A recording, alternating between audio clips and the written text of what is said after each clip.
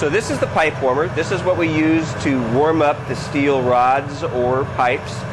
And the reason that we do this is we need to get the metal up around the 900 to 1,000 degree mark so that we can gather the glass on it, because a cold piece of steel will gather no glass.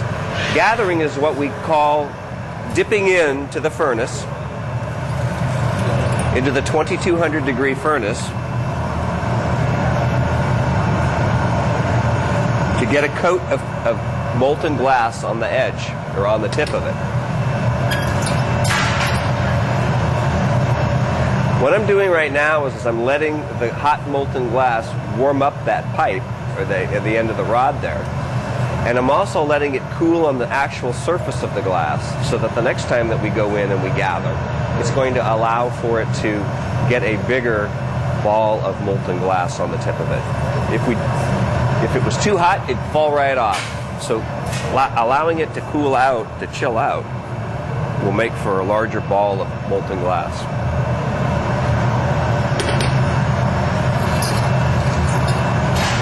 There we go.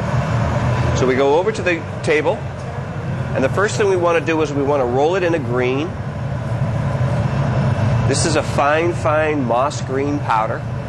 And the reason that we're doing this at this stage is to be able to coat this. This is actually going to be the stem of the flower.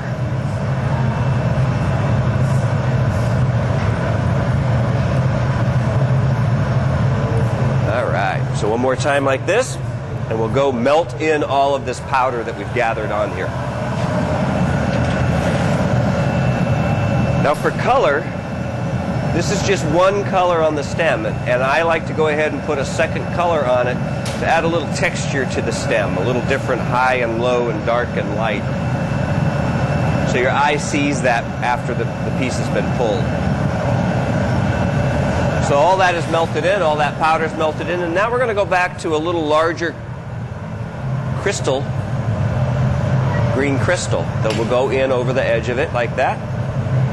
We want to make sure that we coat it all in uniformly, and we'll go melt this in.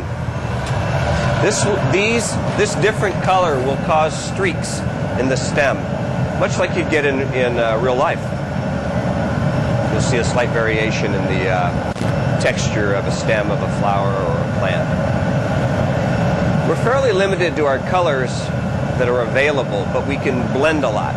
It's kind of like buying watercolors. You can start to add different types of colors on top of colors to create a third color. At least when you're dealing with transparencies, and sometimes opaques too. All right, so all that second color is all melted in now, and we're going to go over to the marver. We're going to roll this in here like this and fatten this up. We want to pull the extra color off the tip of it. Doesn't do us any good on the steel. Great. Now I'll go ahead and flatten out this a little bit.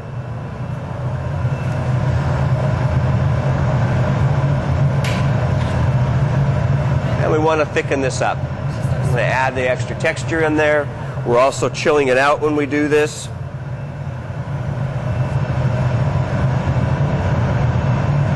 There we go. So from having gone in the glory hole and the furnace, it's now time for me to go ahead and chill out the rod and use the pipe cooler, because my fingers are getting hot. You can see it was pretty warm up there. I was only holding it here, but still, it was pretty warm.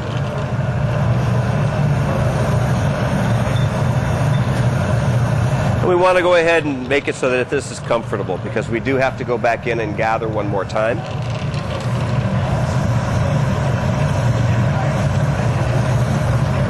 There we go. Now if you look, you can see that you can still see the colored of the steel rod in the center, but all the rest of it itself, you see a nice kind of an orange glow.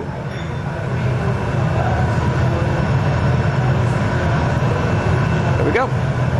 So now we have to go ahead and we have to gather in a second layer of glass on top of this.